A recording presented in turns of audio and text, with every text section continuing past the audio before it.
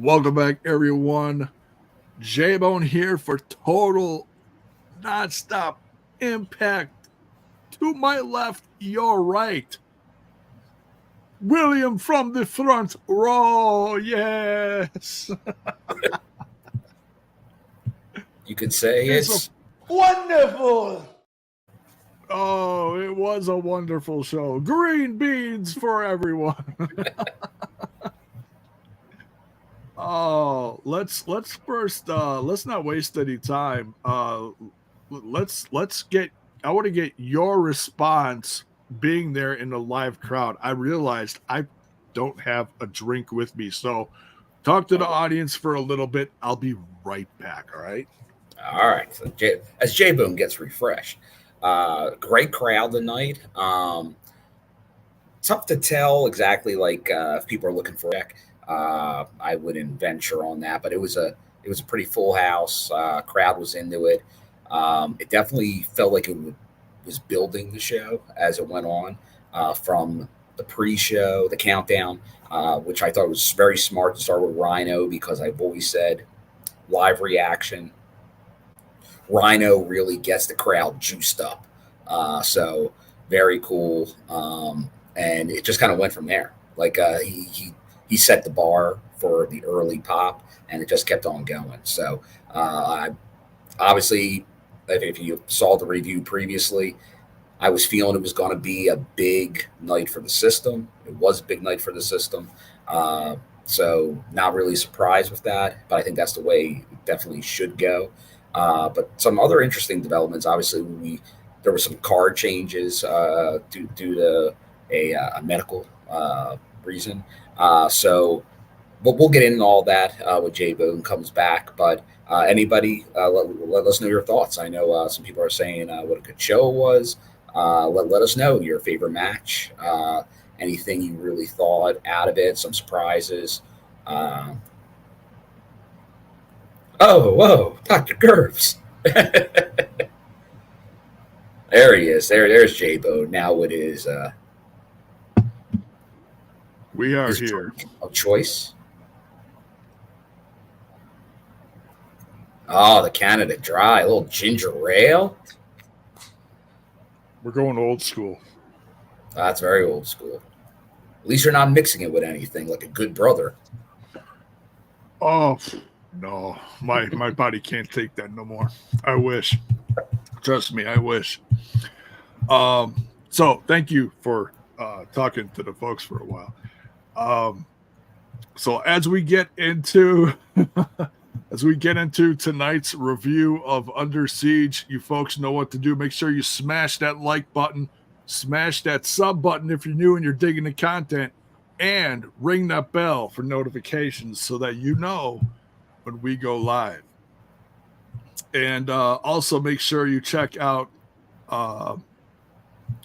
Brother Bison, who had an interview earlier this week that's on the channel. He interviewed Steph DeLander.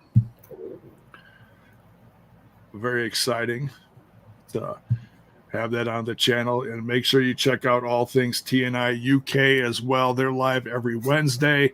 We are typically live every Thursday. Oh, what are you drinking, Bill? The used J-Bone. For anyone that knows me, I'm normally with the Diet Icy Tea. Nice. So make sure to bring it from good old Clover Farms, Reading Pa. So there you go. Had to make sure to bring a few bottles with me on my journey. Oh, always gotta keep the fridge stocked or the cooler stocked. I did see you during Laredo's match with your mask on. I thought that was awesome. I'm like, look at this guy. He's got the vest, he's got the FBI tee, he's got the lucha mask on. This guy is fan numero uno in the crowd tonight. That was amazing. I came prepared. Right? You always do, sir. You always do. You always do. But so before we run down the card, which they always say card subject to change, we did get some changes tonight. Sure did. For those that might have missed it, apparently Hammerstone was not cleared to wrestle tonight. Correct. It's kind of funny. When I parked, like I parked on some street parking, probably, I don't know, 5-6 blocks away, and a couple roads over. But right as I park across the street, who do I see? Hammerstone standing there. Oh. I just kind of walked by him, but my guess is he was probably heading back to the hotel or whatever. Okay. So I was like, because it was like weird, like, why isn't he at the venue? Like, why is he over here? I didn't know if he was going to get it in or something. But then when I got there, obviously, I didn't know anything. Just like kind of the countdown show starts unfolding. And it's like, wait a second. Where's Rich Homie Swan? Why is Laredo? Because I was not prepared for the Laredo match. I didn't know that was coming out. It came out of nowhere for me. Right. What? Right. They really moved some stuff around. And I was looking too, and I was like, wow, what? So this, I mean, they instead of just taking out the Hammerstone match, they moved Jake something into Rich Swan's place and then moved Rich Swan over somewhere else. Yeah. So, and then gave the Laredo Kids DMC title spot to a brand, what I think is a brand new face to TNA. Now I'm not going to assume he's signed or anything. Could have been just a fill-in tryout thing. I have no idea. But KC Navarro, my goodness. Well, the returning KC Navarro. He was in the X-Division tournament during Sacrifice a few years ago. He was one of the names, like when Blake Christian showed up and a few others. But I know he was going back and forth with Myron Reed on the socials about getting a match together in TNA. So my guess is he may have already been here for this. Maybe they were working on that match, and that's kind of why they were teasing it. So when stuff fell through, bam, you had it. Because hopefully Hammerstone, I don't know if he isn't cleared today. I doubt he'd be cleared for tomorrow for tapings. Yeah. But it sounds like it was probably a result because he was just doing the bodybuilding competition. And when you get shredded and cut that weight, remember when we saw Jordynne Grace, kind of like it messes with your system, man. So it's like you cannot come out of that great at times when you're doing those competitions. Okay. Especially when there's a quick turnaround, because I think that was just last weekend. So okay. Yeah, that really affects your body. I mean, it's like a whole Jordynne thing. Jordynne Grace has shared pictures of, but she knows what she's doing. Like so does Hammer. Like they're pros that do this. But like a little thing's off, it can get you because man, like you're cutting so much, and like you have like no water in you, like you're teetering on the line of damage. So like it makes you susceptible to anything, really. Okay. So yeah, you really got to be careful with that. Okay. Well, hopefully he'll be back. Worry about such things, Shabo. Yeah,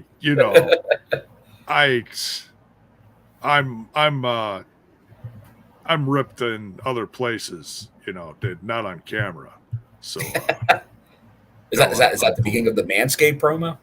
No, I'm full of shit.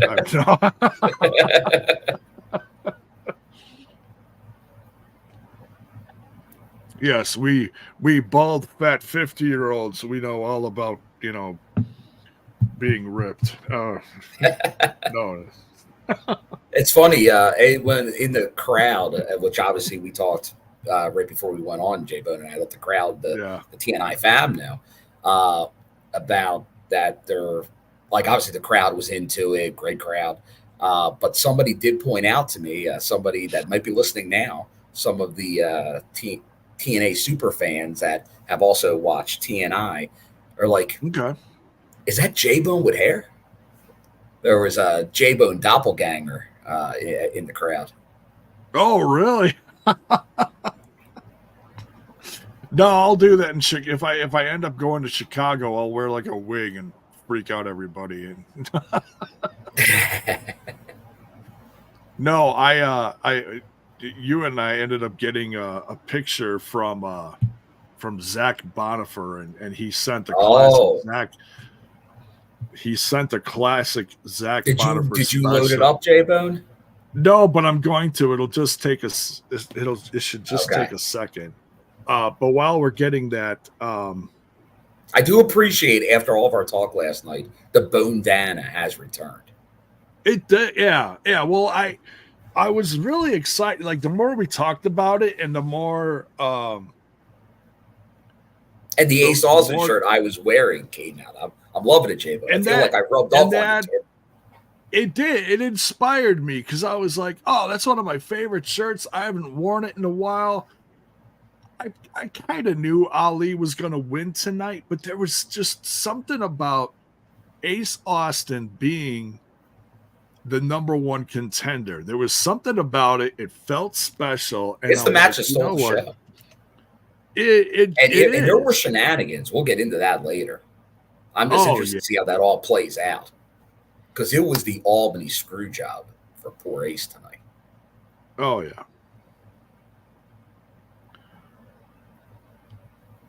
Can't have that. Save sound off. I think Ash should get her lawyers. Iceman.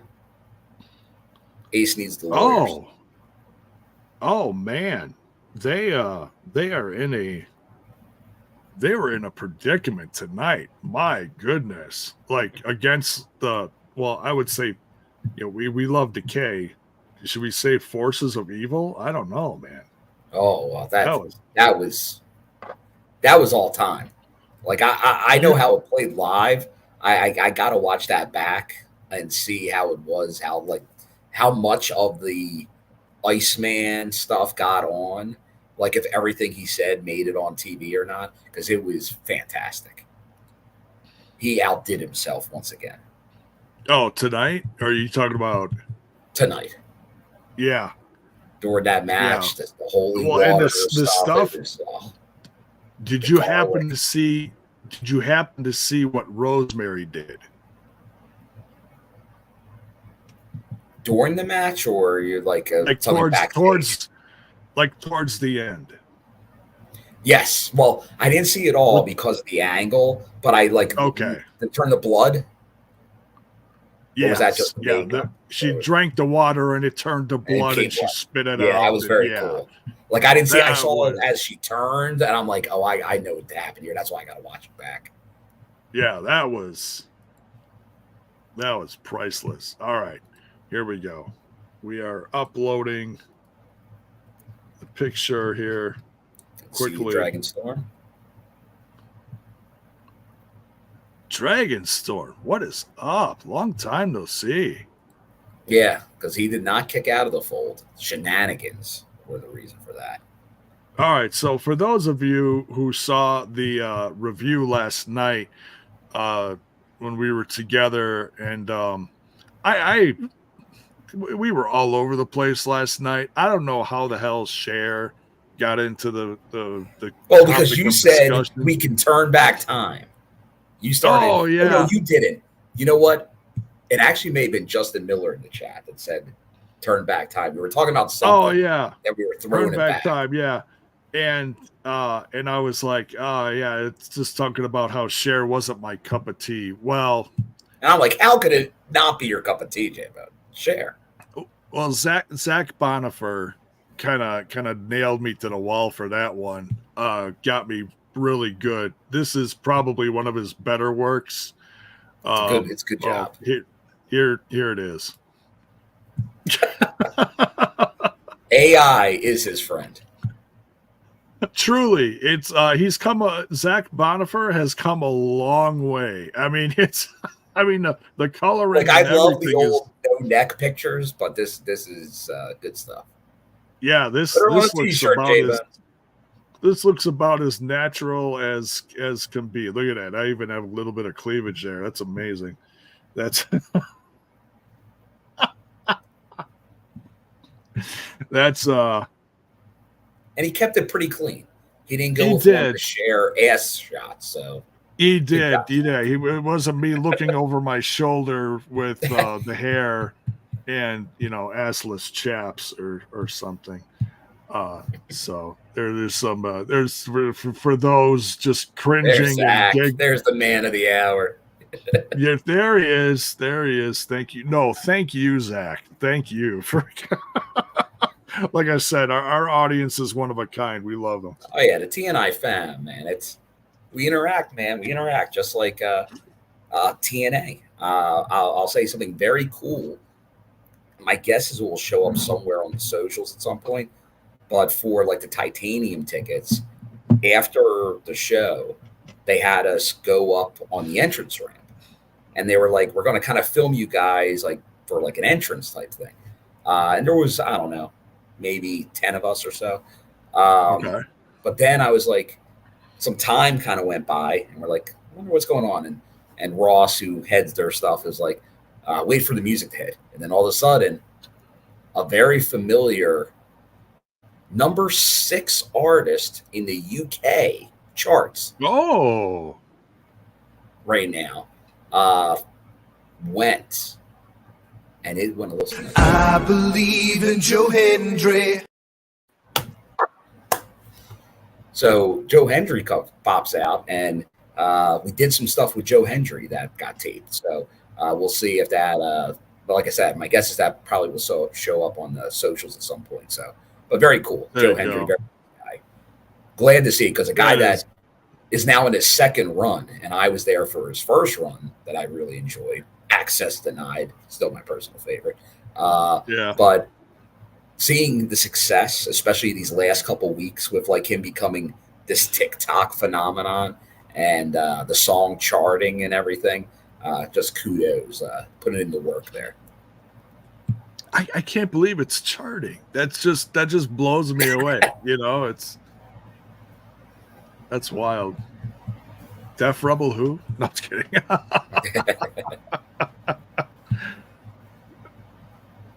Oh goodness. All right. Let's get into tonight's show. Like I said, card subject to change. I turned it. I was about a minute late or so, because I was just making a cover and setting up the show for later. And I turned it on, and there's Rhino kicking the snot out of VSK, or who I didn't even recognize him at first. I was like, he looked a little different. It took me a bit to realize that. I'm like listening to commentary. I'm like, who's this other guy? And he had longer hair and everything. Yeah, he's grown it out a little bit. Like, so obviously he's the first guy that comes out. Like he walks out to his music and all. And I'm like, VSK. And then as he's coming back, I'm like, yeah, baby, original learning tree. And he reacted to it. He loved the acknowledgement. Because obviously TNA did it first. That's what they did. OG learning tree. That's right. OG learning tree, baby. But yeah, definitely a new look for VSK. But yeah, I had no clue what was about to happen. I'm like, VSK's out here. I'm like, because Jade's in the ring saying, like, who do you think his opponent's going to be? And I was like, well, I knew FBI was going to be on the pre-show. So I'm like, maybe only one of them's fighting. Instead of as a tag. So I'm like Guido or something. Yeah, maybe Guido, maybe Zach Clayton, who was on Busted Open the other day promoting it. But no. We get the shocker. War Machine. Gore. Which is awesome. So like I was telling the people while you stepped away, J-Bone, if you want to get the crowd hot, if you want a heater, start with Rhino. Because I tell you, he gets one of the best live reactions of anybody on the roster. And it's not even close. Oh, yeah. The crowd goes nuts for Rhino. So that helped. Like, I'm telling you, that played a part in this crowd being so amped up all night. Like, you started him out hot with Rhino, you're just going to build on it, and that's kind of what they did. Well, and I'm sure it was the amount of people, but it was also the acoustics. Like it's an old cavernous type building. So you're right. The acoustics kind of bounce around. So it makes it even louder, I think. But you never know because a lot of it has to do with the technology, like the miking and all that, which we've talked about in the past. But I think they've done a very good job of that over the last couple years. And like I know on my way out, I was driving behind the building, and like they had kind of the trailers and all. Like they had all the production trucks. And shout out, obviously, to the whole crew. I did talk to Dave Sahadi before the show started. Always cool to catch up with him. Okay, and cool. They all knocked it out of the park tonight. They did. I mean, you got to shake things up when things aren't exactly the way they're planned. And man, they took the bull by the horns and it's like, hang on, we're going for a ride tonight. To the new Prez, Anthony, before the show, and that was his first time at the building because he wasn't there during BFG the last time around, and he was a fan of it. He's a pretty nice building, right? I'm like, oh yeah, like it was good for Bound for Glory. I remember I got the impression they were going to come back soon after the last one, so it's kind of surprising. It's been a while. Like they went to, I guess, White Plains instead, the last New York trip, but that was for Impact 1000. So depending on how we get through tomorrow, after tonight, I got to imagine they're probably in the rotation again for next year. Yeah. Oh, definitely. Trent in our Facebook chat, the TNI Facebook chat where we all talk to each other behind the scenes, said he was talking to Basil and said WWE doesn't do Albany anymore. So that's making a little more sense. So TNA slid in there, and guess what? They want wrestling, and so there you go. And that makes sense. That's why, like, I know there was kind of this whole talk about like going back to Windsor without Scott D'Amore and stuff.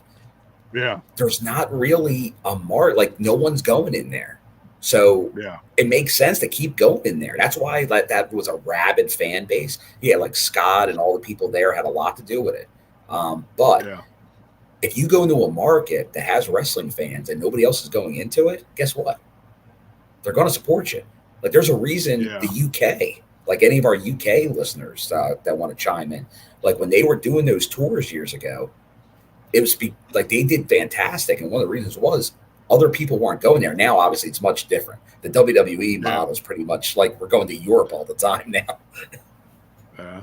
We even got a live Aaron Jack in the chat tonight. My goodness, we're just hitting up. We're hitting all the hits tonight. Sweet. Always good to see the familiar faces. Yeah, and new faces. I do see new faces in here too. So definitely new faces. Well, like we have like a 20-year fan that I haven't seen in the chat before. Like thanks if you're just kind of like tripping over the show here tonight. We do this, as J-Bone said, every Thursday we do a live review, and after every live show we do the live review too. So check it out. Yeah, we love our audience. It's been growing a lot lately. We appreciate it. Just if you do anything to support the show tonight, smash that like button. Changes the what is that? The algorithm. Whatever. I didn't know Algo had a rhythm. Anyways, all right. Rhino beats BSK pretty decisively. Yeah, he screams into the mic after the match. I'm the man. I'm the man. It's like, yeah, you're the man. No doubt there. Then we get the FBI next. We got a Ray. Well, we got Gia backstage with Ace. Well, it was with Ace, right? Oh yeah. Well, I didn't write down any of the in between stuff. Yeah. Okay. Well, and honestly, for that, for me, the crowd, we didn't hear the promo. There was no audio. Because it was more, they were introducing the next acts coming out. We could see it on the screen, but we didn't really hear that promo. So I'll have to go back. But I'm sure it was just they knew that was going to be a special match. So that was the beginning of letting you know we're putting an emphasis on that X Division title match tonight. Well, it's when you hear the audio from it, when you actually hear the promo that he cuts with Gia Miller there, you're gonna giggle because there's no Chris Bay there. Yeah, he says there's no one in his corner. He's like, hey, he told me he wasn't going to be able to be there in my corner tonight. He's like, but you know what? And he kind of leans back towards her and says, you know what? I could probably find someone to celebrate with tonight. And she turned, and she's like, it's like, oh, gotcha. Attaboy. Made you blush. And that's like a first time he's ever, because we've known, we've interviewed both of them, and they've both been in the background. There's been a few like hints of like breaking the fourth wall there, but for the most part, they keep it the old super profesh. Yeah, they do. Yeah. And but tonight was cute. Tonight was like, well, you gonna celebrate with who? What? Well, speaking of no Bay, Jay, we'll talk about it when it gets to the match. But did they mention why Trey wasn't there as well? If they did, I didn't catch it. Okay. But I was a little surprised that Zack came out by himself. But he had a hell of a match too. So yeah, the promo was cute. So we got the FBI coming out, Guido leading the pack, Zack, Clayton, and Ray Jazz. I'm still getting familiar with these names, but I know there's some history behind them. Ray Jazz, they talk about his collegiate abilities, his athleticism. I've seen him on the indies in the area for quite a few years now. Okay. All right. So he's not just, some green kid. He's been around. No, he's been part of like kind of the new versions of the indies of the FBI for a while. So like he's been like kind of a mainstay. Nice. And Zack Clayton is he's got quite the presence, We talk about big guy. Yeah. Yeah, absolutely. Can't teach height. And they're against, I'm guessing, someone out of the area. Almost looked like someone that used to wrestle for MLW. And that was, what was the luchador named? Bestia 666 or something like that. Yeah, that's not that.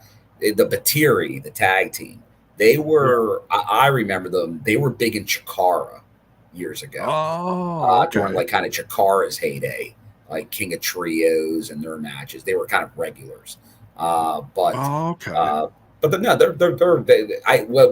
Batiri came out, I'm like, all right, FBI push. I like it.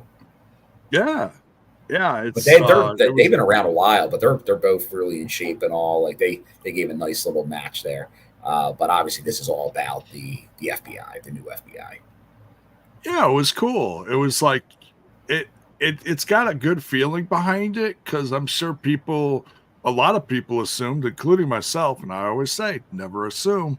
So I'm guilty of it myself. Like once the Philly stuff was done, was like, okay, that's it. They're going for the nostalgia.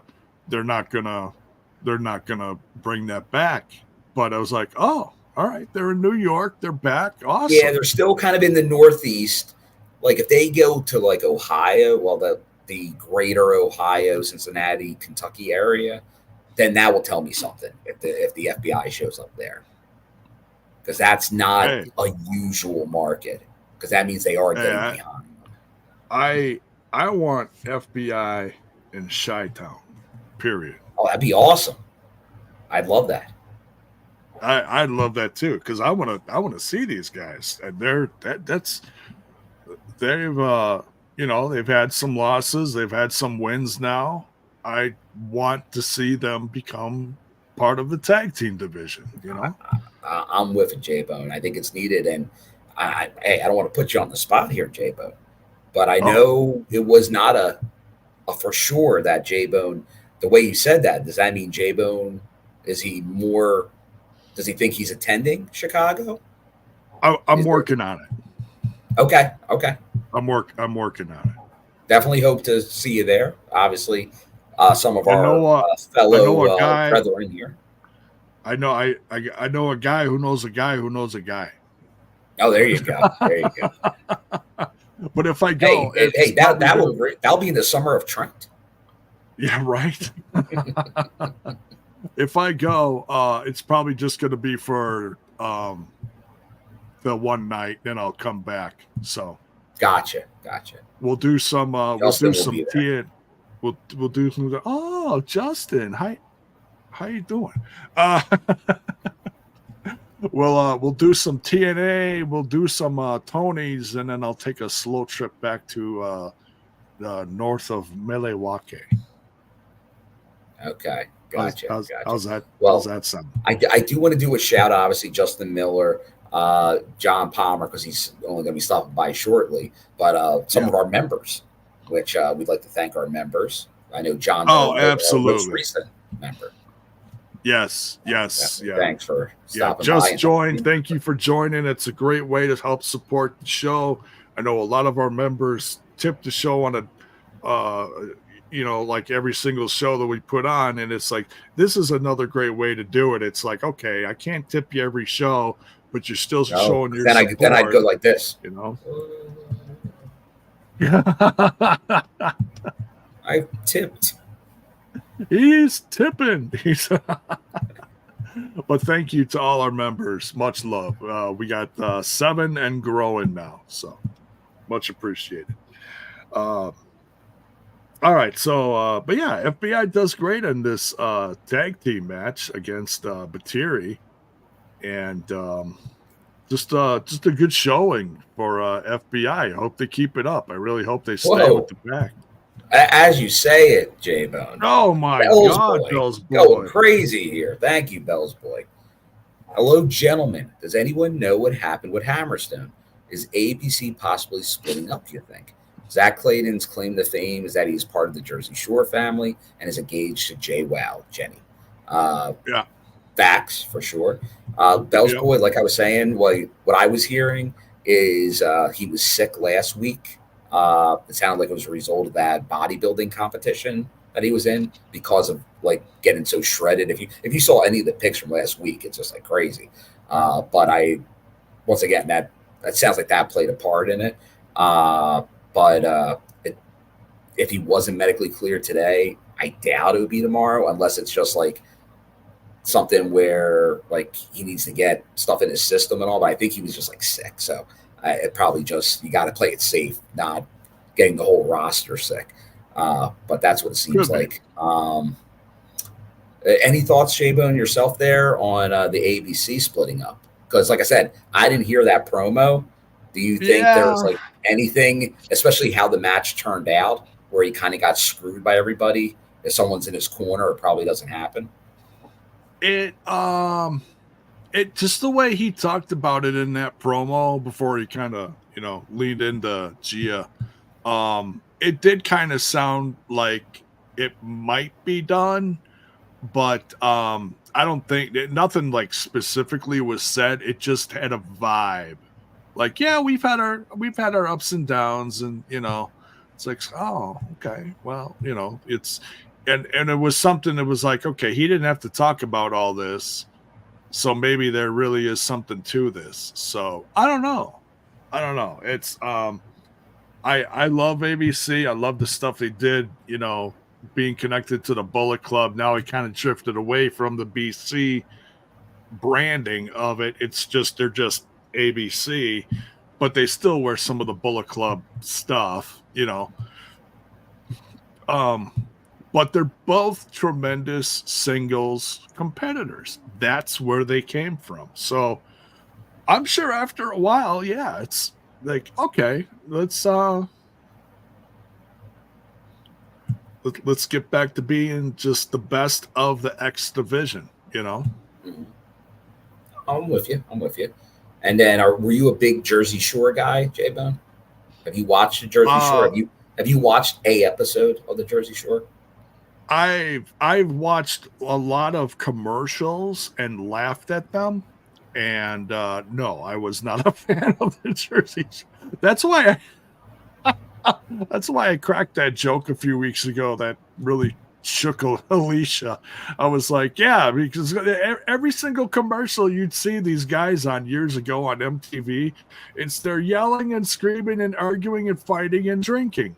And that's why I said, I was like, oh, the Jersey Shore, okay, yeah, they're on the beach. Now they're fighting on the beach and they're screaming on the beach and they're drinking on the beach and they're beating their kids. So it's like, it's years later. It's like they got kids now. And okay, yeah, so now the kids are in on it. So okay, it's not funny to beat your kids, okay, but it's just, yeah, come on. Well, I believe Zack Clayton, he's the grounded person in that show. He's there to keep. Although I think JWoww, formerly of TNA, JWoww showed up in TNA years ago. Yes, she was. So, one of the good ones. One of the good ones. Snooki got no respect. But thank you, Bell's boy. Much love, man. Yes. Glad you're here. So you know what? We haven't done it in a while. We used to always give a bite. Let's give Bell's boy a bite. How about let's give him one. A classic. I can turn it on anytime, Pat. Come on, no problem. Yeah. Let me quick jump in on this Ben Cook here. This is J-Bone question and Bill. What Gresham did to KUSHIDA. We'll get to the match later, but I just happened to see this, so I don't know how long Ben Cook is sticking around. So I'll quick throw this in here. Gresham did to KUSHIDA. Are we going to see a new character for KUSHIDA and join his new stable? No, but I kind of predicted this last night.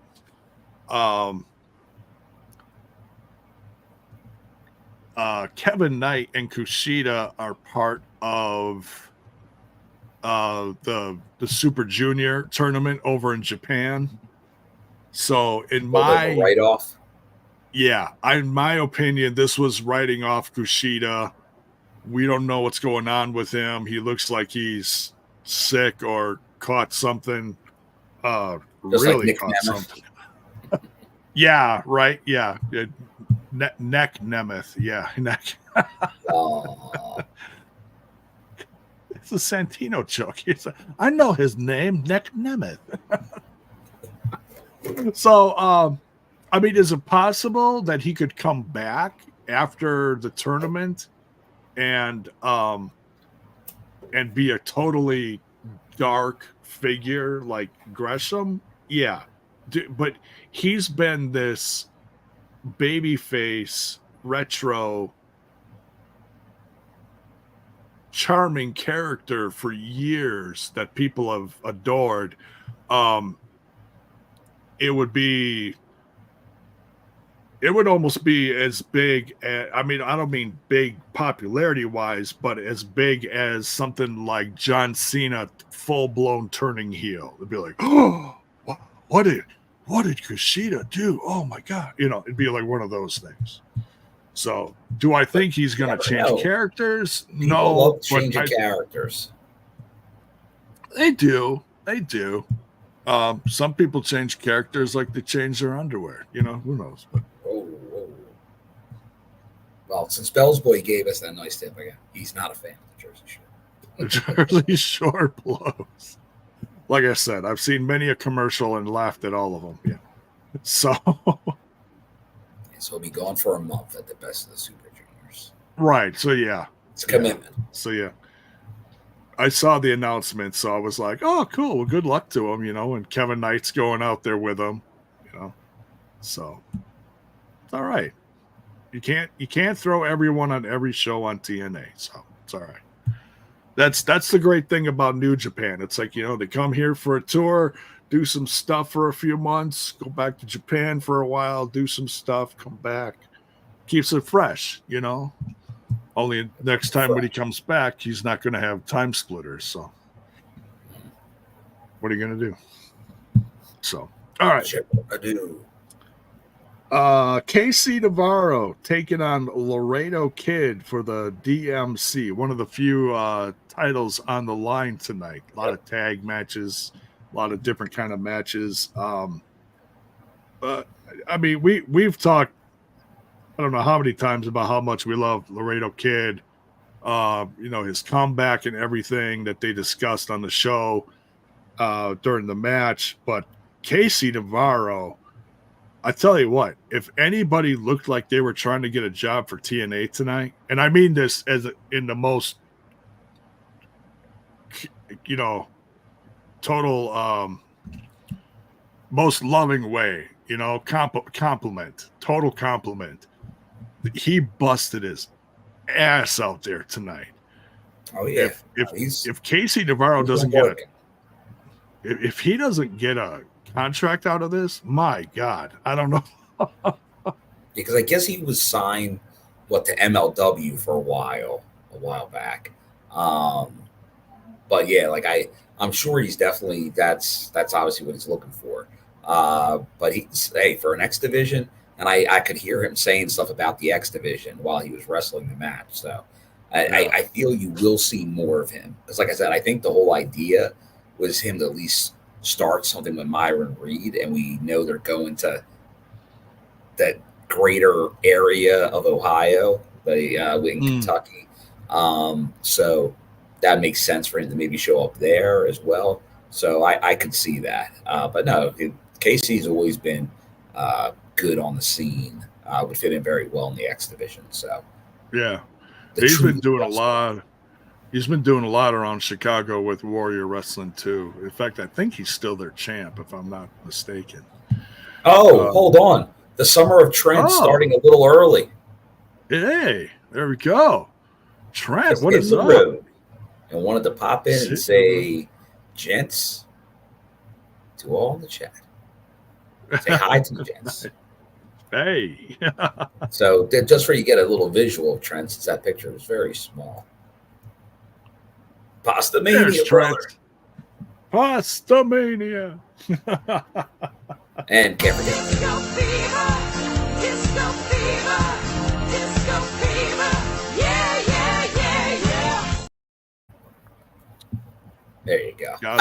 See, I was right. Bro. He was ready for that. Trent is alive. Yes. Or is it Veer? Veer has a lot of free time. Oh, sorry.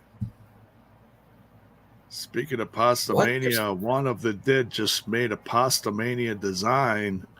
I think I need to own it. Wow. One of the dead stealing Trent's gimmick. Or someone's. If Trent Field wants to talk about the Summer of Trent, he's always welcome to talk about it in the chat. Veer is near the unemployment line.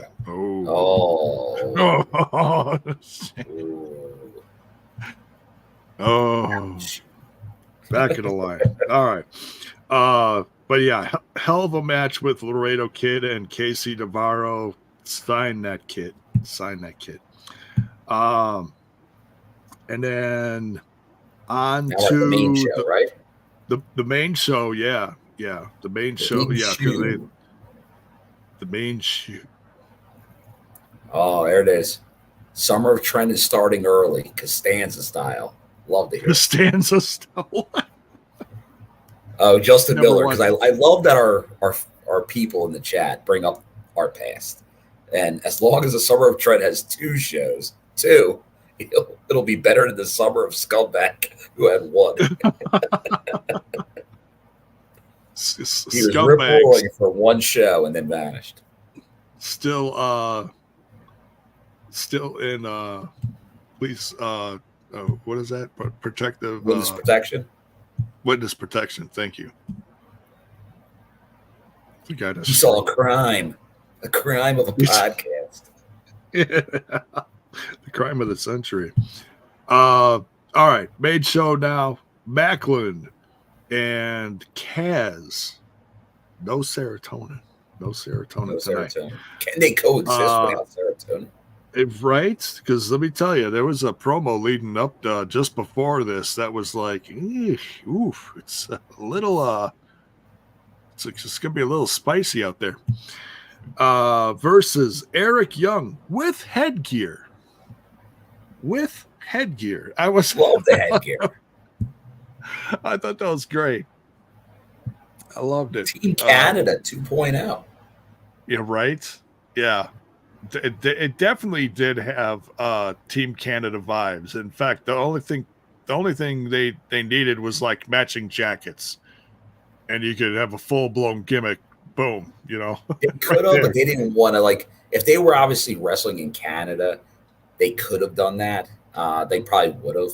But since they were in Albany, which once again, now you're not that far.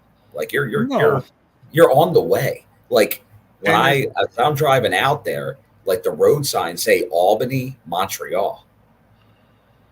Like that, they're the road signs. Like that's the way you go to Albany, and then you keep going. You'll eventually get to Montreal. Yeah, it's not that far. Yeah. Eric Young and Josh Alexander versus Maclin and Kaz. What'd you think of this match, Bill? I liked it. Obviously, a lot of history there. You had obviously the main event feud that was Josh versus Maclin before the injury, the Josh a while back, and then you have Kazarian and EY with all that history. So them going back and forth, the way Kaz was avoiding EY for most of this match because of what happened previously, it was very cool to see. Right, Terrence? Good evening, Terrence Sullivan. Now, but these guys, this was a nice, fun match. I wasn't sure what type of ending we would get because it feels like Kazarian's getting a pretty big push, and we know Maclin's re-signed. I could see him going a lot of things, but he is in that gatekeeper role.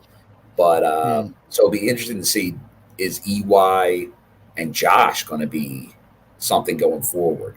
Are they going to be more a unit? Like, obviously, I don't feel we'll see much of Maclin and Kaz, since Kaz is kind of his own thing, the king of TNA. Yeah. Somebody got kicked towards the end of the match. I don't remember who kicked who. Eric Young got the win with the plastic pile driver. Oh yeah, the pile driver. Someone said there. So yeah, good win for Eric Young and Josh Alexander. Maybe next time they come out, they will have matching jackets. We'll see. Well, and J-Bone, I know we talked about it yesterday, but I know it became more and more official after we left. I think I might have even seen, I think Ethan Page or Chandler Park may have even commented on it now. I think he put out some kind of video today. And I know he's now booked for Revolver, Sammy's promotion. So that there definitely are signs that he could show up. I'm not going to.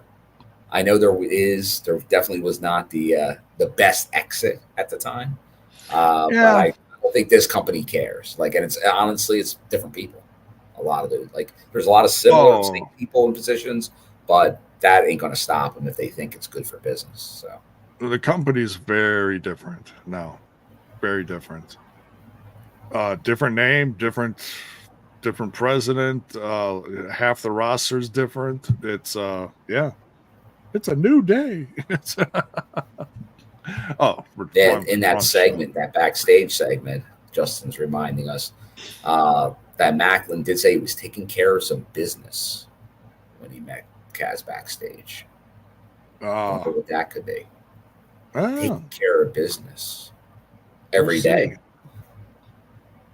Taking care of business every way. There you go. There you go. You took the pass.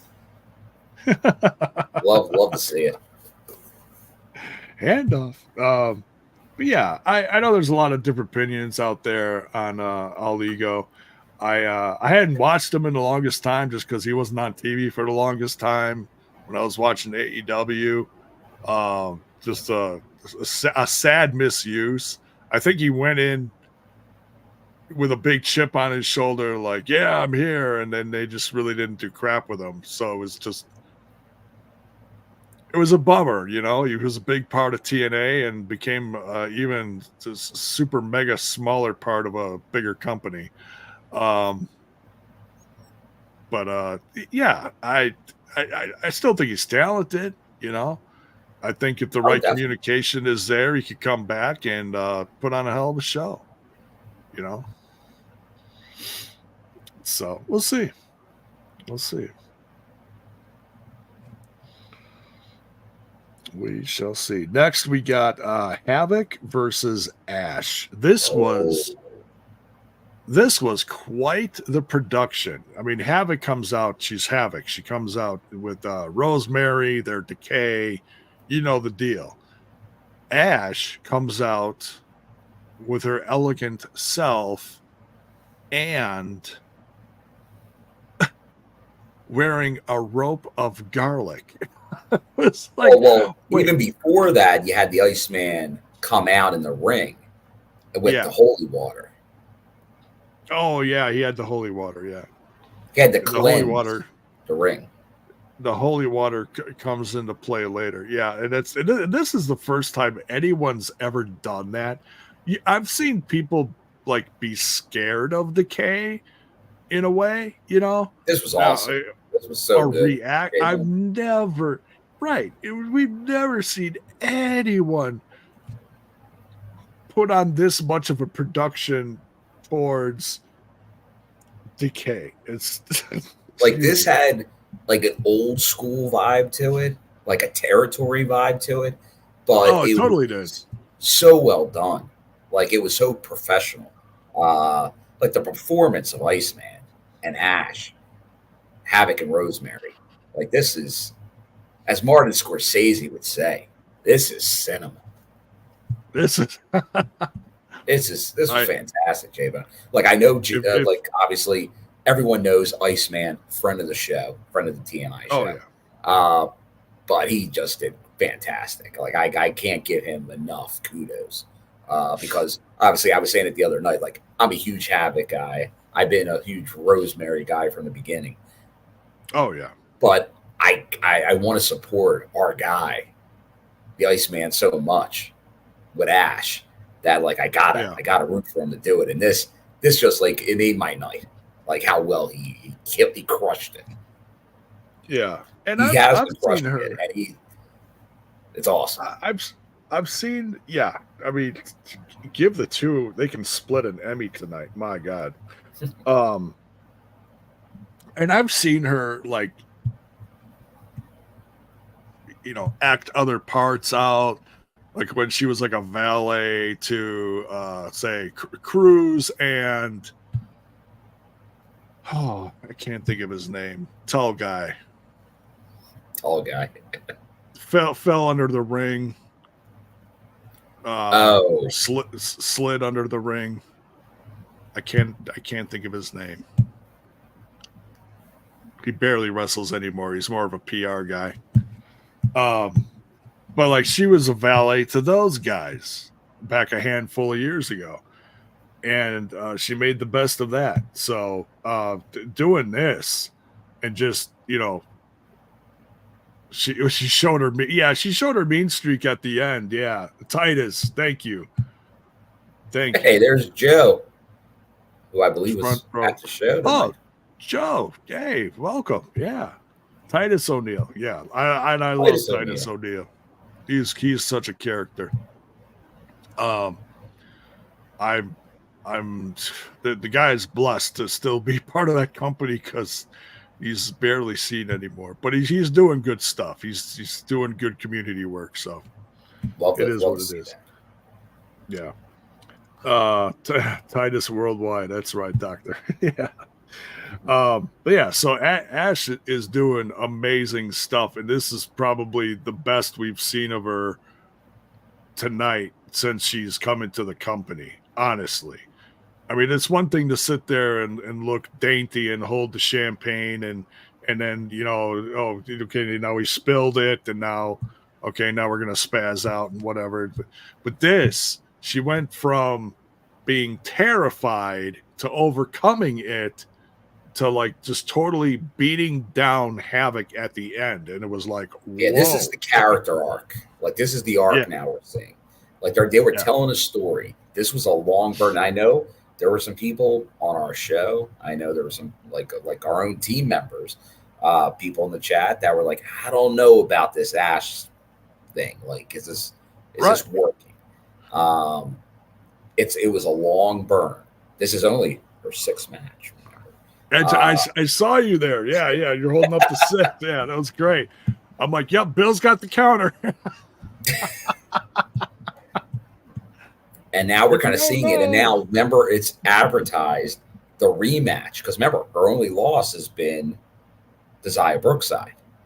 And they have the rematch tomorrow that we'll see play out. Now, I have a feeling we're going to see now this new mean streak that we're talking about, which will probably now give her that edge, which could lead then, obviously, into maybe that match with Jordynne Grace.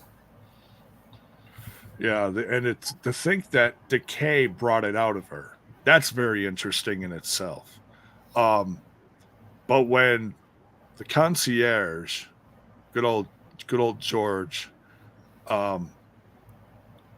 and he was spraying. This is towards the end of the match. This is you'll have to go back because you didn't see this from your angle. This was on the other side of the ring. The cameraman was right there, got the whole thing. He's throwing the holy water on her. Yeah, and she's like, what are you doing? I think she like takes it from him and and squirts it into her mouth, and everyone's like, yeah. But then this red, but you get blood or whatever you want to call it, erupts out of her mouth, and it's like, oh my God. Like I got goosebumps just talking about it. It was quite because the cameraman was right there. It's not something like you saw at a distance and it was like, ew. But no, it was like, oh, she turned water into what the hell was that? It was like, she's the devil. It was priceless. Like we've seen her spit out the stuff before, but this had a twist to it, Yeah, I mean, not the true mist, but right, and not ink either. Right, exactly. It was really blood. But yeah, Ash got the win here. Rolled Havok up out of nowhere. I blinked. I missed this one. I had to quick rewind it and watch it back. But yeah, she quick got the finish, and then she went back in there and just beat the hell out of her. So you had to rewind this. You had to rewind this as much as the movie Under Siege and Erica Laniak that we were talking about yesterday. What got more rewinds from J-Bone? That's we'll save that conversation for another time.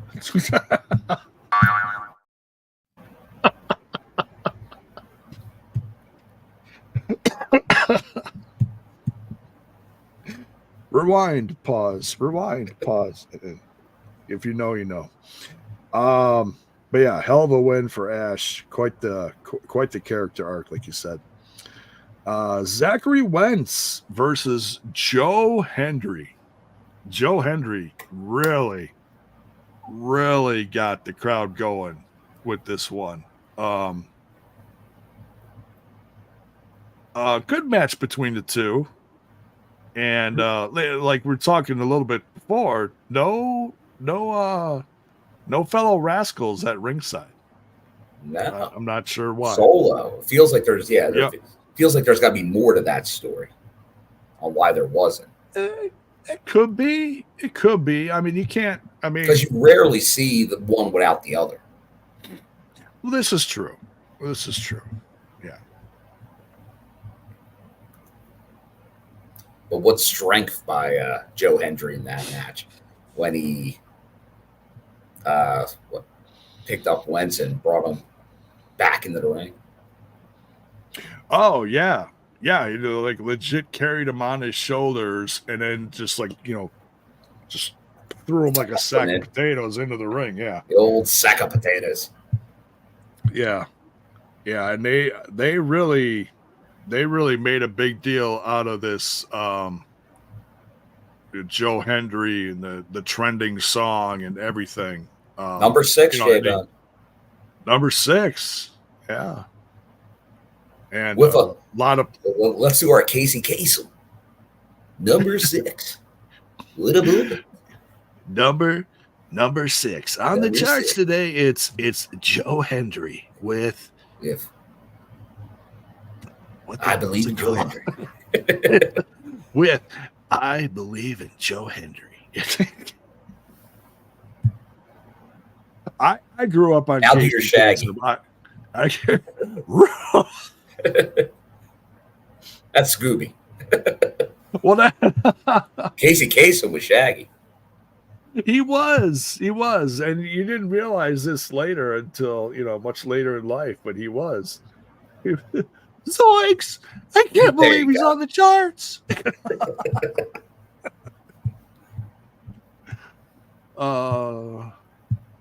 The man of a million idiotic voices. But yeah, this was a lot of fun. Joe Hendry's hot right now. I don't know what's next for him, but we'll see. Tom and Matt acted surprised that Trey wasn't there with There's Wentz. a story. Huh. There's a story. Oh, if they did, and I missed that, I apologize. Dr. Gerbs. The business Maclin was talking about possibly. Remember, they bailed on him last time? Could he have taken Trey out? Oh.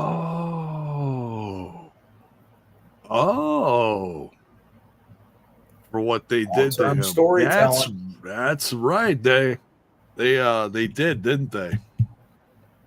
Although he kind of did it to them first, but that doesn't make him not want to get revenge in that situation.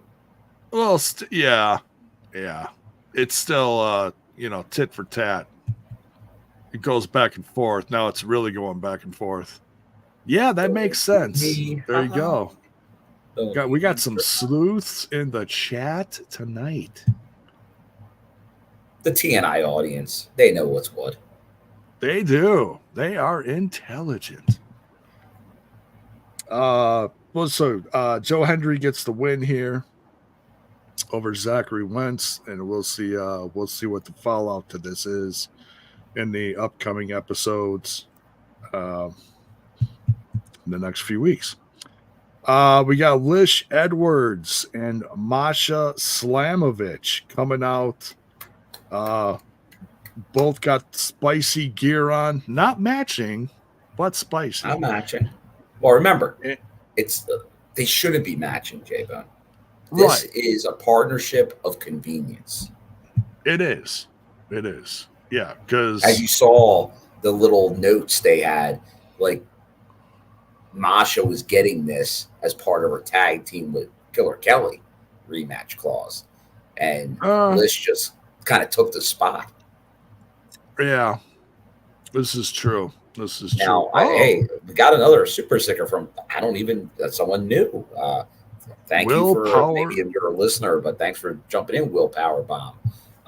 What do you think is the future of Decay?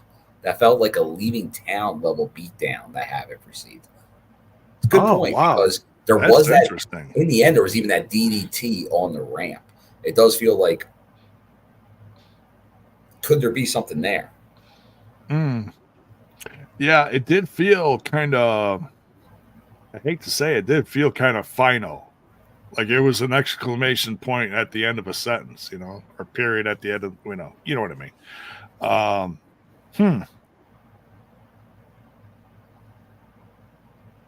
I don't know. I mean, they've been doing great things all throughout their career there. I have no clue. Could it be a split up though?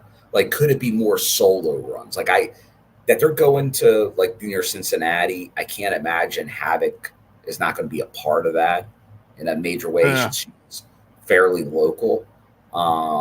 That's like not using Sami Callihan. Like you got to. Okay. But I know I've been one saying it, and I'm a big fan of Decay together. But do feel, especially like Rosemary, I think like it could be that time that for another singles run.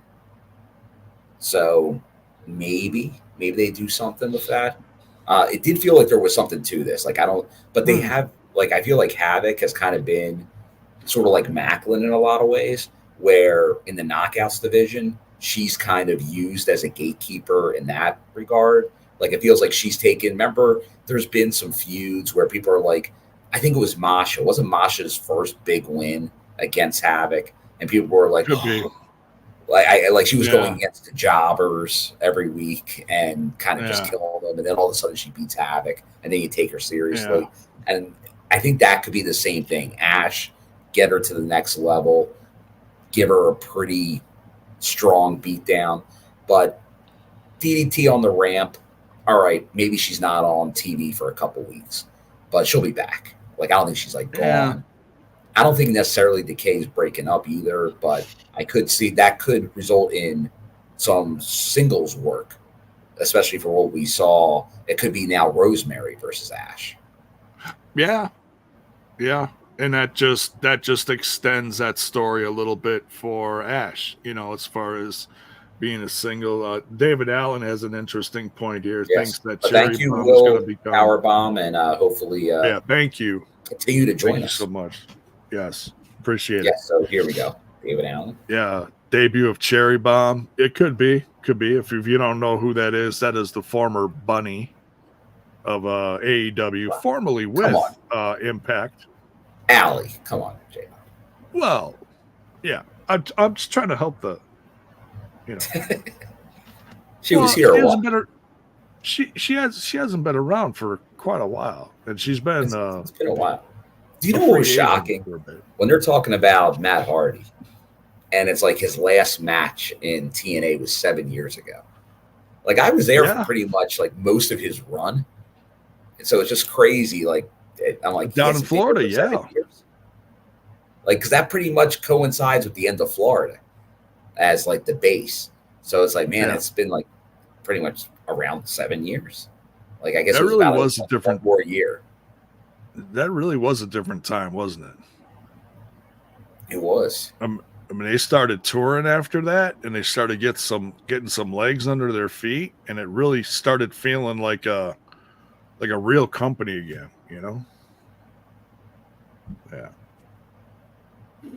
Yeah. So, all right.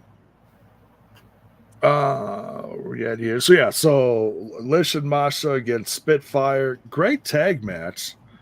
Masha did a lot of the heavy work, and Lish came in, doing some cleanup. But I think that's typical for any team like that. Oh yeah. You got your heavy hitter. Yeah, and that's what Masha's is in this team. She's going to be doing the heavy lifting, but then just like when she's managing the system, Lish had the key moments there, though, with Kendra, the kendo stick, like where Tease is bringing it in, doesn't, referee gets distracted, bam, big shot that leads into the ending here. So a joint effort here. Obviously, you see the celebration with the system. Masha kind of goes off to the side, so she's not, as we've heard, she's not part of the system. But then they kind of have their own acknowledging each other. So this was good to see because, like I said, I was pretty much certain of this last night that this was going to be the result, and I still thought it there. But I did have a last minute. Do you have Masha just screw over Lish as like a push for a singles run? Now that probably is the end of this storyline. Like when they break up, that's what it will be. Like Masha will turn on. It could be, there'll be some kind of miscommunication, and then she'll get roughed up. Yeah. But I'm very happy. Like Allie, I'm reading the chat there too. But Lish with the gold, I'm loving it, J-Bone. Beyond due. Yeah, I am happy for her. Yeah, and the whole crew came out to celebrate with her, which was proper. her husband Eddie, which I thought was great, and they showed Lish and Masha both standing there holding up the belts, and it was kind of funny just the way they showed Lish. She's holding up the belt, and then she kind of like looks over like, hey, we did it, you know. It was like she respects Masha, but she's also like scared of her at the same time, like, hey, it worked. Like, yeah, but just so like going over the history, like she had, I guess, some brief runs early in TNA, but like she's been a mainstay since 2017. yeah, And this years. is her first title. And they did mention that, yeah. So Like, well deserved. Well deserved. I'm sure it's emotional for her. Like, because remember when she had that knockouts title shot? Like, she gave a hell of a performance in that match. And I know She did. I think they showed some backstage of her coming off, and like the locker room was thrilled for her in the losing effort. But like her to even get that moment and then now follow it up with this as part of the system where she's been killing it as like the manager. Once again, like I've said it before, I'm an old school fan, and managers, valets, they've been lost in the wrestling business. And with Iceman and Lish doing their thing, awesome. Two of the best in the game right now. Absolutely. And Lish has been working really hard, you know. For years, people were like, yeah, they're happy she's part of the roster, but is she deserving of a title? No. But she's been working extra hard. She's you know, she's done promos. She's been part of some big storylines. She's put in the work, you know. So yeah, does she deserve it? Hell yeah, you know. So yeah, like the knockouts title, obviously with someone like a Jordynne Grace there. All right, I get you. Like that'd be a tough ask, but in the tag division with someone like Masha as their partner, yeah, you can do that, and it plays so well into the system storyline. But I know, like Bell's But I like, guess- why in the name of Wendy Richter that Lish has a damn belt in the first place gives me a migraine. But that's what they want. That's the reaction you want. You want some people being like, well deserved, like back to back. Justin saying that, like Justin she's deserving. Bell's boy was like, what? That's what you want. That's what you want. What is going on here? And then just throw in the curveball, David, with give me Tessa in the system too. Tessa in the system. That's what breaks up Masha and her. Ooh. It's going to get spicy in the chat. Spicy. So yeah, congrats to Lish. Good match with Masha against Spitfire. I have no doubt that dropping shit here. I have no doubt that Spitfire is going to stay together. How long Lars is going to stick around, I don't know. Was this just like a few show deal? I guess he does, according to what they were saying during this match. They do have some history. Like Jody Threat and him have been friends for a long time, for like 20 years. It's like, oh, really? So that was interesting to find that out. So maybe he is sticking around, you know, if there's no tour and he's just wants something to do on the side, hey, whatever, you know, who knows? He didn't get in the way. He was on commentary. No. He did the right thing. Yeah. Who knows? Maybe some Rancid fans will join. Who knows? All right. So next we got Rich Swan. The what? Time bomb. Yeah. We got Rich Swann versus Jake something. This is part of that whole thing we were talking about with card subject to change. And this ended up being a damn good match. It was I'm still not used to seeing Rich as a heel. You know, I don't know how many times he went after Jake's face, his eyes, clawing at his nose or whatever. It's like, oh my god, what an ass! He really can. I know he was kind of a heel in MLW, but it was so short lived. You pretty much forget, even if you did see it. So this was like, oh man, and AJ Francis is at ringside. And then it got interesting when Diener came out and he started going after AJ Francis, and then stuff really got turned up. And it felt like Jake was going to get a win then because things were going to start, turning around. But Rich Swann got the win anyways. What'd you think of all this? The shenanigans? I'm liking it. I like the shenanigans. As Dr. Gerb says, Rich Homie Swann, first class, because if you ain't first class, you're last. The homie. Rich Homie Swann. Now, like I said, this was a Rich Swann, the heel turn. It's working for him because they didn't have, sadly, someone as good as Rich Swann. The direction kind of post world title tag teams, but sadly his partners kept leaving the company. So now AJ, who's locked in for at least a year, and him in first class, it's great. I know the heel thing. It's like, but he's I think he's digging it. I think he's having a good time. And he's AJ Francis, AJ's gold, man. He's doing the job the right way. Like he knows how to do the heat. He's directing traffic out there. He knows the game. He's like say what you will. That guy is a marketing machine.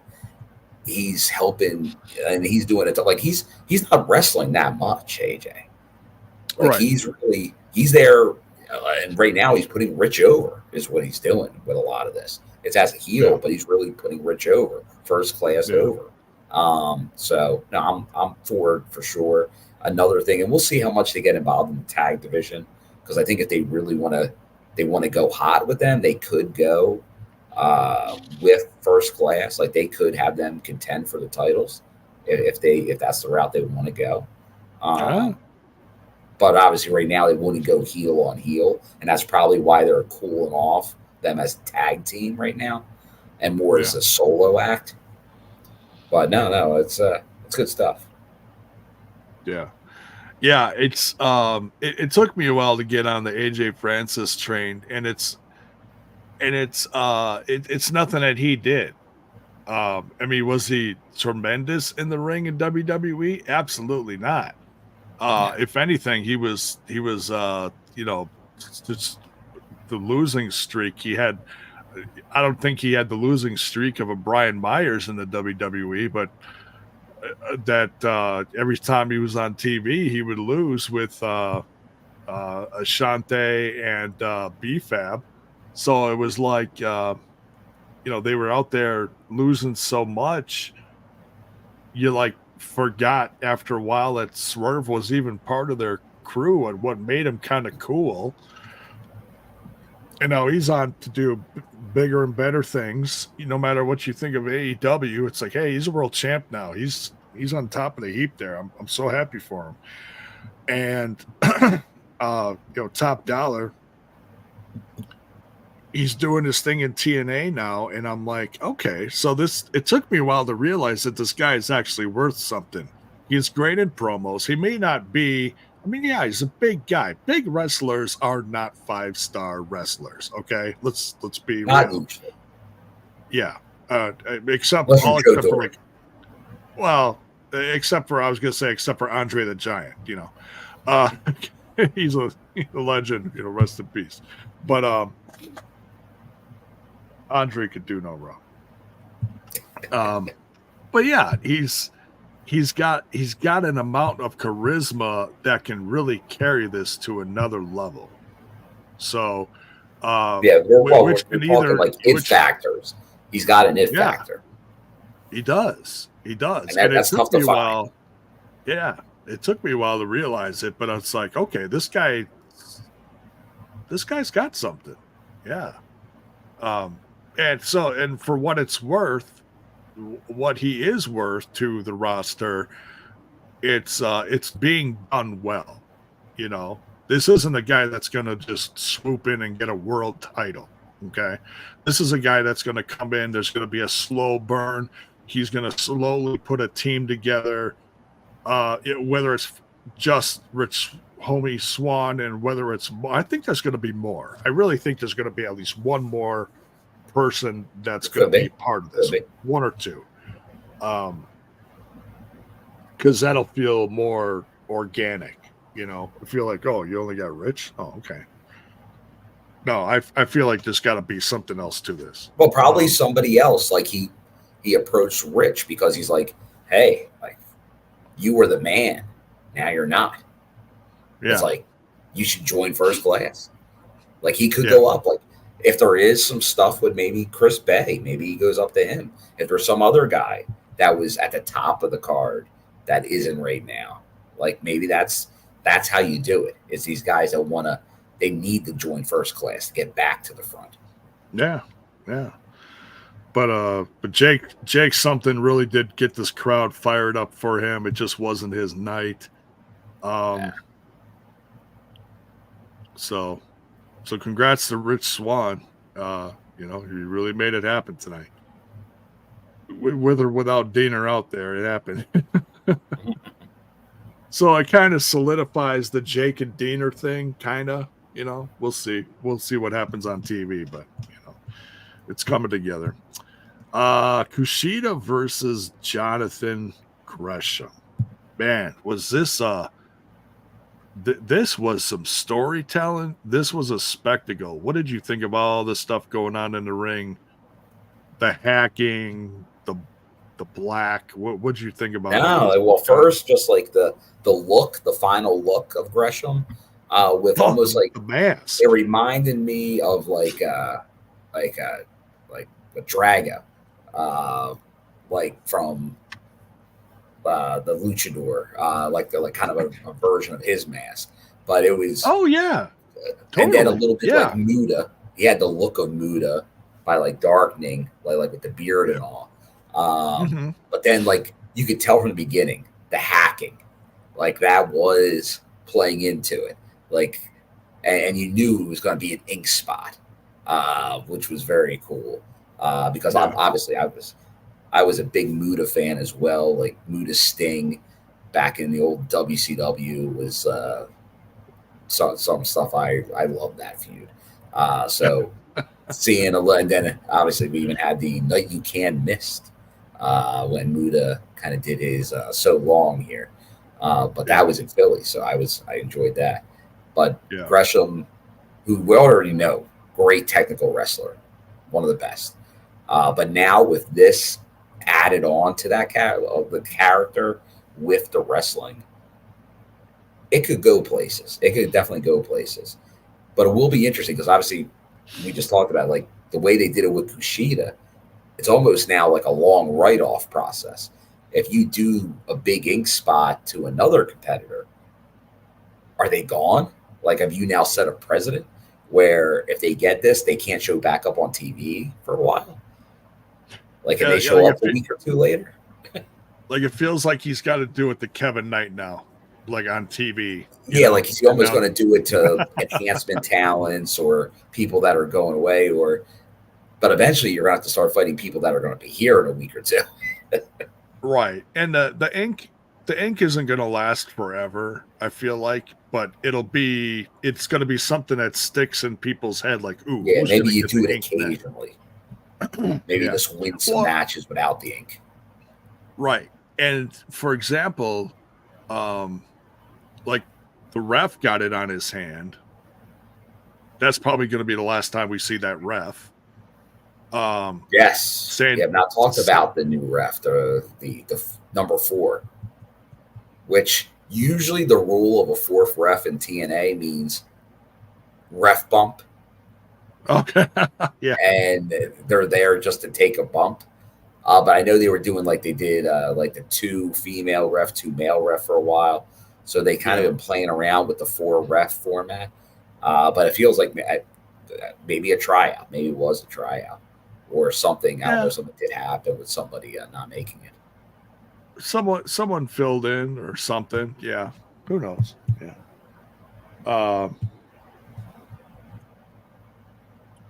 What's I going to say? Yeah, like Santino had this stuff on his hands and he just washed it off. So, you know, I don't think anything's going to happen to Santino, but Santino was just like, what's that? You know? What's this? What is this? What is this goo? The goo. Go away, goo. So yeah, where this is going, I don't know, but I'm here for it. It definitely has like some kind of like decay feel to it. Like I could see Rosemary walking past them and being like, "Hi." I don't think he's going to join DK, but I could just see, you know, a reaction happening. Yeah. Great match though. Great way to really introduce this. And I feel like Jonathan Gresham did it well. You know, it wasn't corny. You could tell something was evolving, that he started coughing. He started wheezing. He would do a bunch of moves and then he'd cover his mouth again. And then towards the end of the match, then it really happened. And all he did was just cover him with the black stuff and he just pinned him because he just passed out. It was crazy. Yeah. Like suffocated him with it. And then the end, he didn't just beat him. He walks away, and then the ref is looking after him, trying to get him out of the ring. And KUSHIDA starts regurgitating this black stuff. So it's like, oh my God. So yeah, there's a chain reaction going on here. We'll see what happens. Now this next match, mixed tag action. Yeah, this was I was probably not very excited for this one because I know it's gonna like lead to like more stuff down the road between like Steph and Jordynne Grace. This is a step in the road. It's a kind of a continuation from what happened at the pay-per-view. So it was a little corny, but it was a whole lot of fun, and it really showed the toughness of Jordynne Grace and Steph DeLander out there, given they were working with some of the biggest guys on the roster. What did you think of PCO and Jordynne Grace versus Khan and Steph DeLander? No, this was a fun match. It was a fun match. I know someone said it at the beginning of the chat.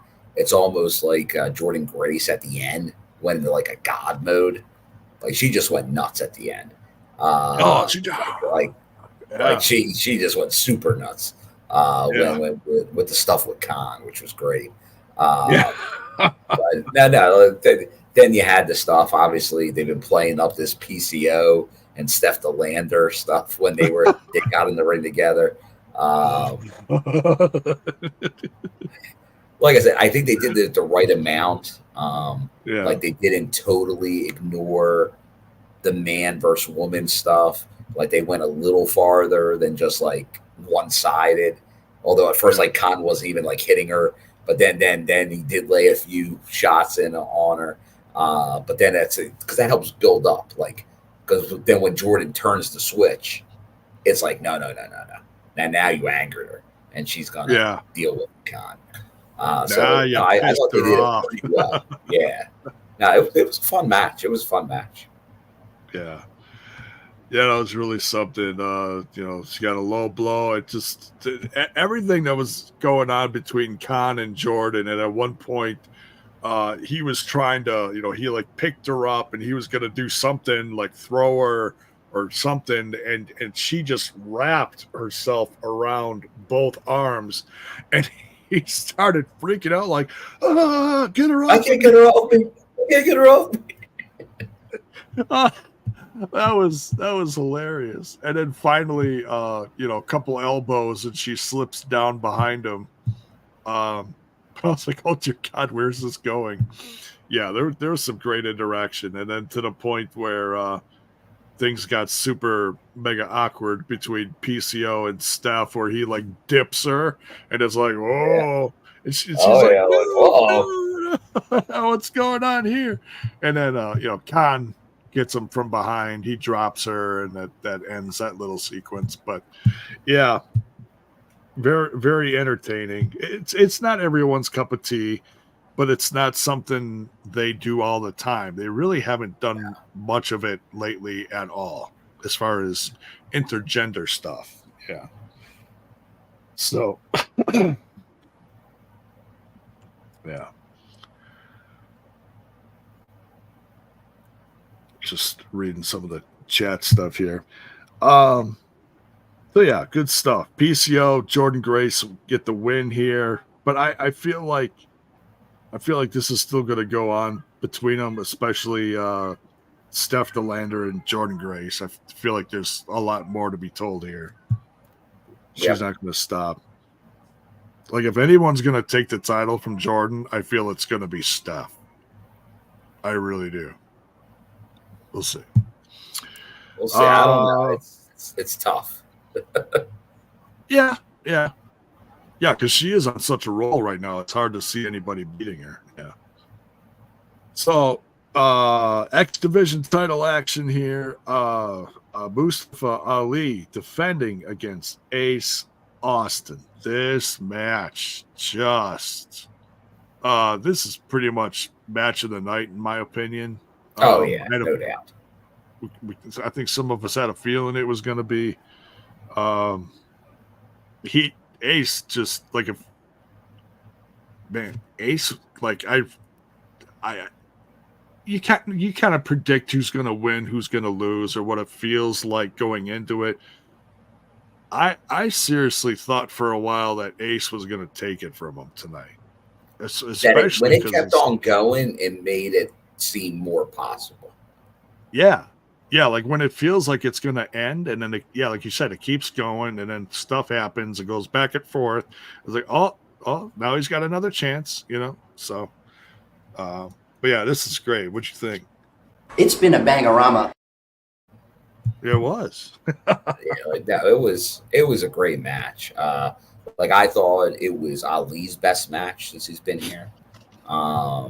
Ace, I think it's one of his better matches too. Obviously, there's a storyline there. Chris Bay not being there.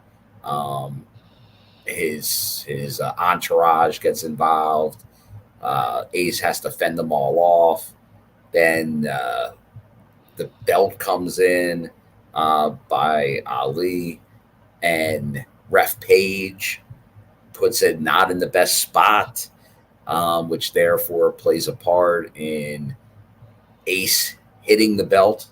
His head. Oh yeah, he fell and landed on it. Yeah, so it was like, great, he landed on it. Through her actions, he wound up getting hit with a belt. And then you see Ali played it up like, thanks for the help. Like, so that's a storyline too. Like, Ref Page, is she in on it? Ref Page. The Albany screw job, J-Bone. Oh, it is. It totally is. Where's what's a her great face? match. Where's what's her face been?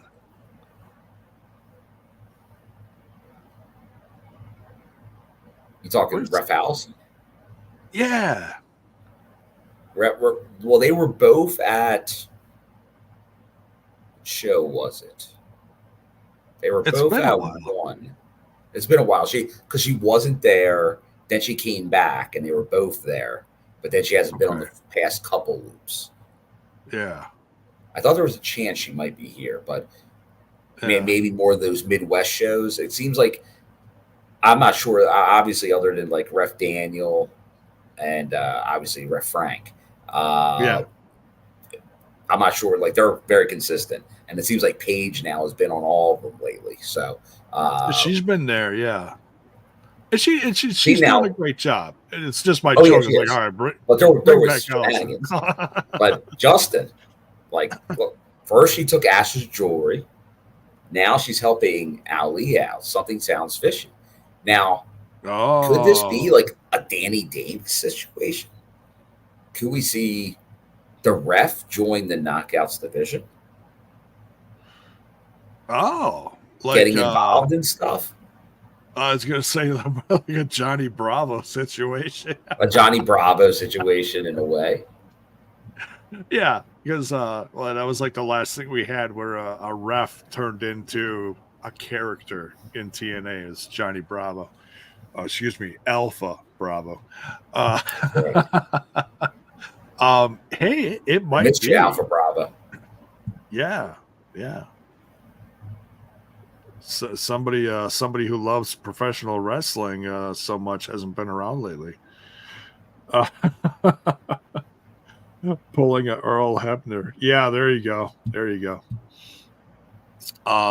Yeah, we'll have to wait. I mean, that's one of those things that doesn't happen overnight. That's usually a real slow brewing thing, and then you start hearing commentary putting pieces together like, oh, there's something here. This is something that we're supposed to pay attention to. We'll see what happens. Yeah, well, definitely it could be. The way that ended, it feels like there's going to be some type of fallout from that. Yeah, because Ali was playing it up. Like, it was like Ace is going to feel like he got screwed over, and he should. Yeah, he did. Yeah, absolutely. Like, he absolutely should get another shot at that. Oh yeah, just because it was so damn good. Who doesn't want to see that back? Seriously. No, that's you're talking like two of the best right there. So that was definitely match of the night, no doubt about it. Yeah. Main event time. System. We got Moose, Brian Myers, and Eddie Edwards versus House Hardy, consisting of Matt Hardy, the Ball of Speed, and Trent the Seventh. I love how he like renamed him and it just flows. Oh, the chants were going. Yeah, it really was. Ball of Speed was way over. I really thought they were going to win or lose. And he gave up. What did he say? He's like, "Oh, these guys came out in dresses." Oh yeah. So they had the matching garb on. Yeah. So yes. that was great. So they really matched. But the action was all over the place. I mean, this. Oh yeah. There was stuff going on in and out of the ring a lot. Like, it was a lot of out of the ring action. A lot of cheap shots, a lot of pulling of the baby faces down off the apron to the outside. A lot of that. So stuff happening all over the place. This is almost one I got to go watch again because I feel like I missed half the match just because there was so many different things going on. All over the place. So many moving parts. But it was a lot of fun. It's all eyes. I feel like we're on Matt. Like, okay, but how is he? A lot of attention. I'm sure there's plenty of people, including myself, that haven't seen him in a while. I don't think he had been doing much in AEW recently. Yeah, he had some time off. His brother had some time off. But apparently Jeff Hardy is cleared now, cleared for action. So we'll see what his future's like in AEW. Is Matt going to go back? Is he going to stick around in TNA? Is he going to dip his toe in somewhere else? We got to wait and see. I don't want to try to assume anything for Matt Hardy, because just when you think you've got him figured out, like, oh, he's going to do this, oh, he's going to do that. Everyone thought he was going to show up on WWE television. Boom, shows up in TNA. What? Wonderful. And I think it's wonderful. This for those of you who have been newer fans of this brand of TNA, maybe Impact for the last few years, and haven't really seen the origin of the broken character of Matt Hardy, it's golden. It's some of the golden stuff from the last decade of professional wrestling.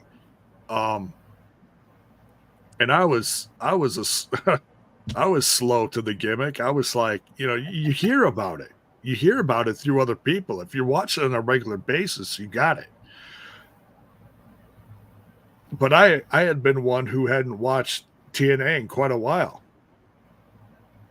And it was the broken family gimmick, whatever, because it wasn't just Matt. It was the whole shebang, all the kids, the wife, everything.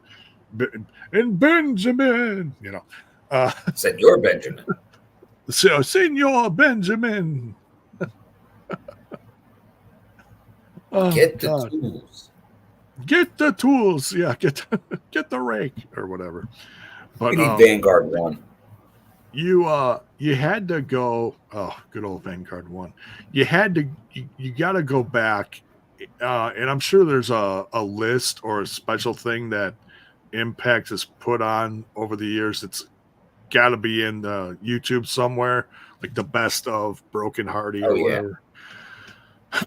I mean, I know there was some bad stuff there for a while, some bad contract stuff, and then he got out. But it's it's a completely different company.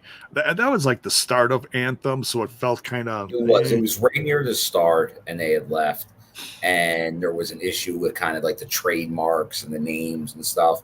But then in the end, Anthem pretty much said, "Take it, go ahead." Yeah. So in the end, it was a little messy, but in the end, it was all very in the end, like you can't ask for more than that. But then you see he tried it, but they never really let him go all in with it. So it'll just be interesting to see how much they go into it here, obviously in TNA this time around. Right, and it's like riding a bike for him. It's jump right back on, and boom, you're back in character. He just knocks it out of the park. Eating the camera, I premonition. It's the whole thing. The whole thing is just crazy. Deletes all around. It's the crowd ate it up tonight. And then the big spot. Oh yeah, the table spot, which pretty much took him out of the rest of the match, unfortunately. But and that's kind of what it is, like, because that's the storyline now, because he took himself out, but he also took out the world champion. He did, and there'll be that. It'll be like, I deleted the world champion. Yeah, it's like, yeah, but you lost the match. He's like, that don't matter to Matt. Matt's like, I took out your big guy, your main guy, and I'll take him out again. So yeah, that could certainly be a thing leading into Against All Odds and then Slammiversary. We'll have to wait and see. But anything else that stood out for you with this one? No, I thought it was once again a 2-week turnaround from Rebellion to this live show. Pretty good, and a different format, because usually they don't go kind of all repetition, but this was obviously probably the fewest amount of title matches for a live show. like obviously much different how they approached it. But I thought it was a good show. Now, I think it's probably like when we talk about the plus specials, like I think there's been a recent wave of very good ones. I would tend to go to think that this also is a very good one, but I think people are going to look at this one probably a little differently. It all depends on what your likes and dislikes are, because, like I said, that this was different. This one, but it hit a lot of strong tones for me, for you, for some others. But there's probably some others that it may not have if you didn't like some of the directions it's going, because this was definitely moving things along, like the system storyline, stuff with Ash. Like there's a lot of movement in this. Like this was a build towards Against All Odds Slammiversary, and that's kind of what you're seeing here. Some of them are, you can look at just like a one-off show, which we know in the wrestling world is a very common thing, just like match super shows. And if that's what you want, this may not have been your favorite plus special or your favorite TNA show for recent. If you're looking for, I just want banger match after banger match. Hey, they still gave you Ace Austin versus Ali, which was up there with any other match. But this was more like they were quality matches, but this was more of a storyline. Yeah, it was a chapter in a lot of characters' books that had to be written tonight. It had, stuff had to happen tonight in order to go forward in the league in the weeks leading up to, like I said, Against All Odds and Slammiversary. So yeah, it's this was not your typical in between show where there was just titles defended for the sake of having titles, which was actually this. In that, if you think of it that way, this show is actually quite refreshing. No, I agree with you. I think it was a good change of pace to kind of what it is, and because it's very tough to do, and and you can enjoy them, but that only gets you, as we know in wrestling, a certain audience that just wants to watch wrestling matches. Yeah. And hey, that's great. And that can work a lot, but you're building this, the TV product. That's what you're building. You want these people to see this plus special and then tune in on Thursday. That's the goal. Like, oh, there's something behind this. I want to see what comes, after this, Because the problem with a super show is people can watch a super show of wrestling and be like, okay, I got my fix. I'll see you in 6 months. Exactly. It's like, okay, I get what's happening in the company. That was great. Now I'm going to move on to other stuff. I got my wrestling fix for a while. Right. Yeah. So, man, I tell you what, you're going to be at the tapings tomorrow, I'm assuming. Yes.